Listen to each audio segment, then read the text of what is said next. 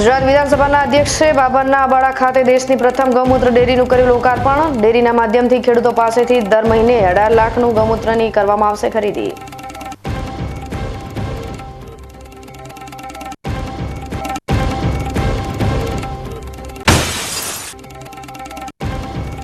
પાલનપુર ખાતે યોજાયો પાટીદાર સમાજનો 8મો સમૂહ લગ્નોત્સવ। 37 નવદંપતિ લગ્ન ગ્રંથિથી જોડાઈ પાડ્યા પ્રભુતામાં પગલાં।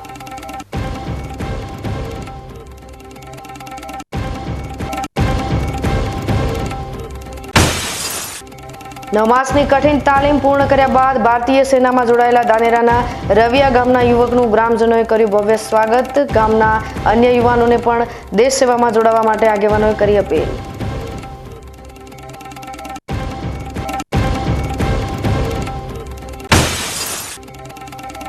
દાંતીવાડા કૃષિ યુનિવર્સિટી કરી બતાવી મોટી કમાલ।